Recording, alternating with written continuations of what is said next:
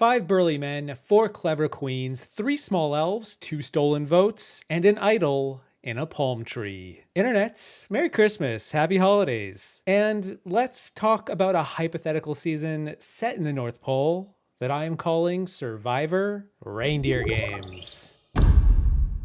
Wonder where I got that name from. Nope, pipe down, Ben Affleck. In this case, the North Pole is likely going to be set in a parking lot somewhere in West LA, but that's for the conspiracy theorists to figure out. Okay, so I hate to be the bearer of bad news, but what I'm about to say next is akin to opening up your biggest present only to find that it's totally empty. Thanks for the clickbait, Santa. Despite the thumbnail, and this is going to be a bit of a take, Survivor will never have a cold climate season. I know international shows have tried to do it. I've heard it was hell, ironically.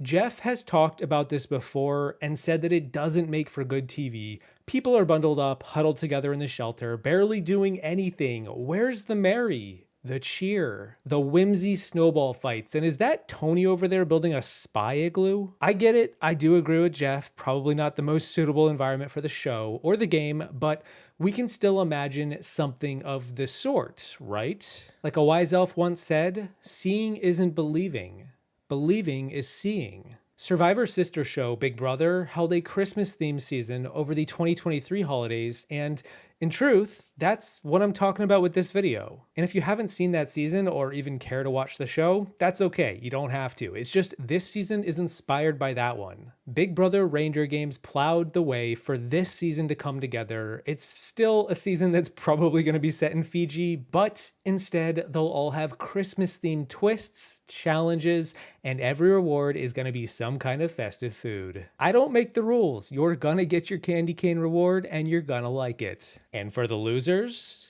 coal. Wait, won't that help them make fire? In the same vein as Big Brother, this is a shorter season of Survivor. It is expedited, most likely a couple of weeks. And if you think that's short, Big Brother made their version only 2 weeks, and that show is usually 90 to 100 days. We're also not doing 3 or even 2 tribes. We are doing a single merged tribe. All players are out for themselves. It is a fight to the end. And just like Big Brother, we are casting 9 of the most joyful, holiday-inspired players out there, where the criteria is pretty much random, and I'm gonna need you to work with me here. First up, he sees you when you're sleeping. He knows when you're awake. He knows if you've got an idol in your pocket, so, well, be good, for goodness sake, because he's probably going to blindside you. It's the 2-timer Tony V from Cagayan, Game Changers, and Winners at War, hiding in his spy chimney, his spy igloo, just gobbling up your milk and cookies like a madman who only gets to eat once a year. Just the thought of a spy chimney had me put Tony on this cast, and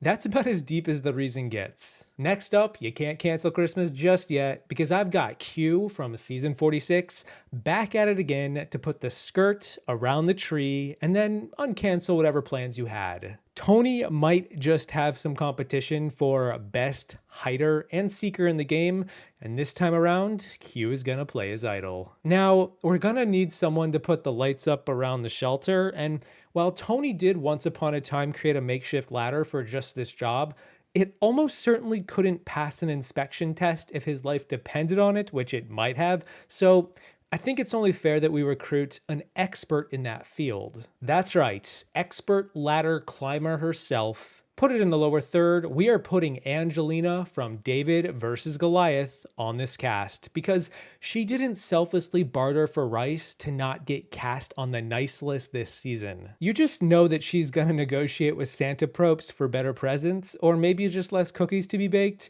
And if the political turmoil of gift giving isn't represented this season in some way, I don't think it would be fair to call it Christmas themed much at all. But if Angelina is on the nice list, then let's get someone on the naughty list. Someone mean. Someone who gets loud. Someone who isn't afraid to tell a lie, a good lie, and spread rumors throughout the North Pole. When you're not looking, she will dump out your stocking and blame it on her closest ally. Yeah, it's the other two-timer, it's Sandra Diaz-Twine. It's the king and the queen reunited one more time. I just know that Sandra's gonna pack a snowball with an ice shard and it is not gonna be pretty. But let's reverse course back to the nice list, perhaps the most selfless Survivor player yet. On the flip side of the meanies and the weenies of the world, I've got the man who, out of everyone to ever play Survivor, most resembles Santa Claus in the first place. It's Rupert, the tie-dye pirate, who is now rocking a gray beard and a big old burlap sack on his back full of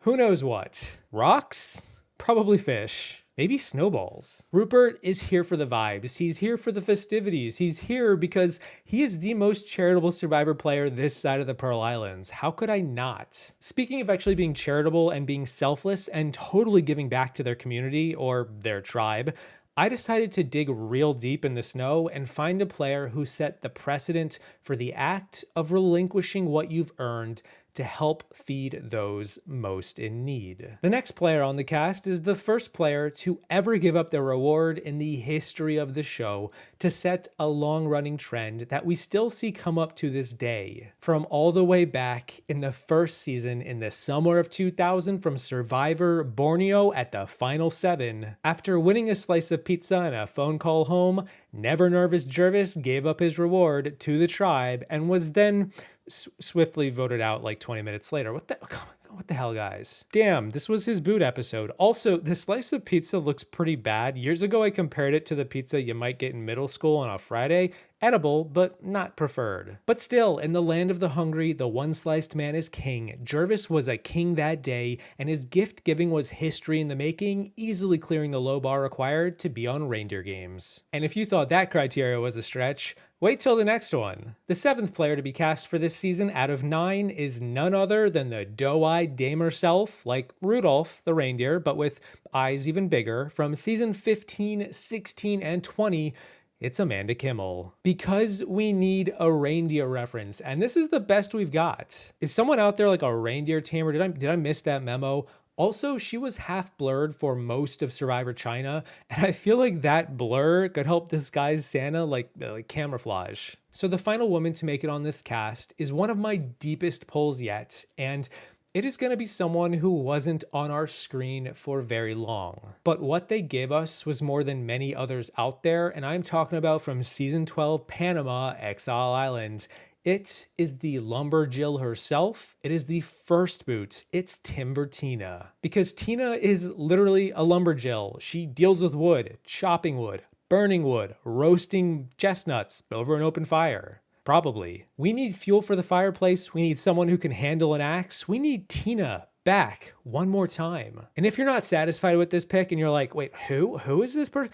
I don't know what to tell you. It's either her or we just throw, I don't know, her tri-mate Suri back onto the island for a 5th time. Suri already made it 93 days on Big Brother. What is another 14 on the island? Yeah, like exploring an alternate timeline, I'm sticking with Tina here. Last but not least, the final player on the cast is the man who most embodies everything against the spirit of Christmas itself. If there was an anti-Christmas representative, let's just call them the Grinch who stole the season, who threw their buff in the fire and burned the whole place down, then it's also got to be the final player on this cast from season 17 Gabon. It's Randy Bailey, because he would hate every second of this damn season, and I would love every second of watching him hate it. And isn't that a necessary ingredient to spruce up this holiday concoction? The guy who doesn't want to be at the Christmas party in the first place, but is just still there to save face in the corner. And then, if you watched Big Brother Reindeer Games, you might remember that 3 other returning players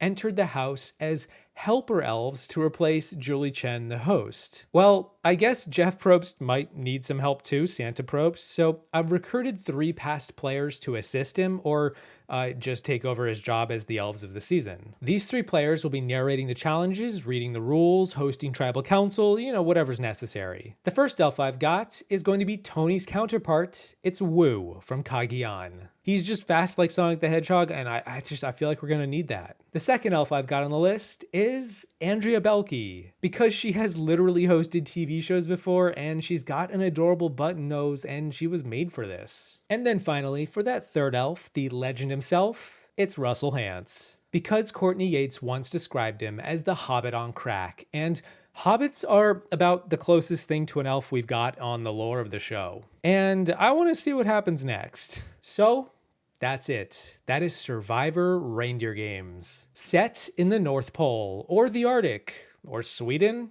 whatever works. That's the season as I see it. So I turn to you and I ask, what do you think? Is this the gift that keeps on giving, or just a lump of coal? Who would you cast for a season such as this? I'm sure I missed someone obvious, but I think this group works pretty well. Either way, thank you to my patrons for all your support over the entire year. We made it through another one. Thank you all for watching. I hope you enjoyed the video. Don't forget to be a little nicer next year on your way out of this year. You don't want to get put on the naughty list again, do you? Oh, stop it. And I will see you in the next one, once I ring in the new year with a resolution to make at least 52 more Survivor and Big Brother videos. Yeah, like asking for the same incredible Christmas gift as last year. If it ain't broke, don't fix it. Hell yeah, another Ometepe buff. Thanks, Mom. I walked up to my sugar shack.